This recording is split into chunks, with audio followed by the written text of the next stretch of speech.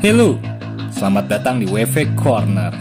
Gua Dian WJ, dan di konten kali ini kami akan membahas serial original Netflix terbaru dengan genre drama fantasi kolosal, Curse.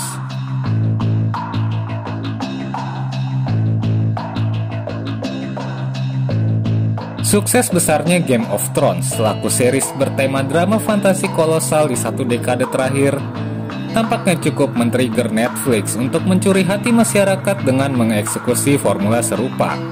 Setelah menuai banyak pujian dengan The Witcher yang rilis tahun lalu, Netflix kini menghadirkan Curse dengan ekspektasi yang cukup menjanjikan sedari proyek ini pertama kali diumumkan pada tahun 2018. Rilis pada 17 Juli 2020, Curse di season debutnya memiliki total 10 episode dengan durasi kurang lebih 1 jam di tiap episodenya. Series ini semakin terlihat begitu menjanjikan dengan deretan cast yang tak diragukan kualitasnya, yakni dengan mengedepankan Caitlin Langford sebagai tokoh utama bernama Nimue, yang sebelumnya kita pernah mengenal sang aktris lewat perannya di 13 Reasons Why, Knives Out, dan juga kemunculannya sebagai putri Tony Stark versi dewasa di Deleted Scene Avengers Endgame. Begitupun dengan Devon Terrell yang memerankan sosok King Arthur muda yang sebelumnya pernah berhasil bersinar lewat perannya di film biopik Barack Obama di tahun 2016. Dan juga Gustav Skarsgård yang dikenal dengan totalitas perannya sebagai Floki di series Vikings, kini berperan sebagai seorang penyihir bernama Merlin di serial ini.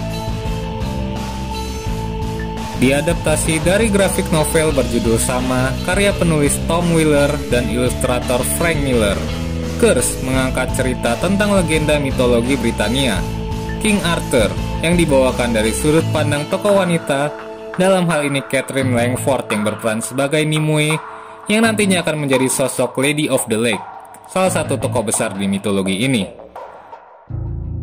Nimue yang merupakan seorang penyihir dari bangsa Fae harus menerima kenyataan pahit ketika ibu beserta sekelompok kaumnya dibunuh oleh Red Paladin, yang dapat dikatakan sebagai kelompok yang memegang peranan antagonis di series ini.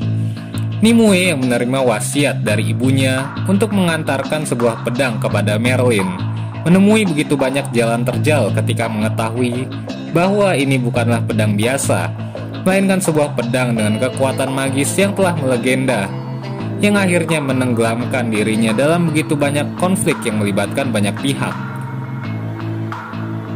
Pengemasan cerita dari serial ini dapat menjadi sedikit membosankan bagi sebagian orang dengan alur dan pace-nya yang lambat, ditambah dengan kombinasi total episode dan durasinya yang saya pikir terlalu panjang di season debutnya ini.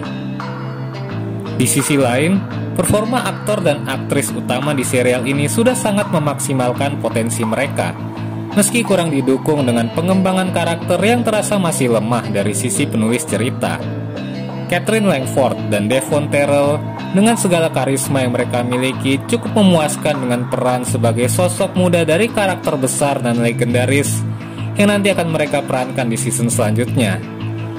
Satu nama lagi, yakni Emily Coates selaku pendatang baru cukup mencuri perhatian saya dengan performa briliannya sebagai Suster Iris di serial ini. Sebagai kesimpulan, Curse dengan segudang potensi ceritanya yang begitu sangat luas rasanya belum secara maksimal memenuhi ekspektasi fans dengan beban besar membawa mitologi legendaris sebagai latar utama ceritanya. Dan saya memberikan skor 70/100 untuk serial Curse di season pertamanya. Dengan sedikit petunjuk yang diberikan di akhir season, plus potensi cerita yang sangat besar untuk dikembangkan, Curse rasanya benar-benar membutuhkan season keduanya untuk mencapai momen terbaik sebagai pembuktian untuk memenuhi ekspektasi penonton. Terima kasih sudah menonton konten kami. Silakan follow akun Instagram kami di @wvcorner.official. Gua Dian WJ, sampai jumpa di konten-konten berikutnya.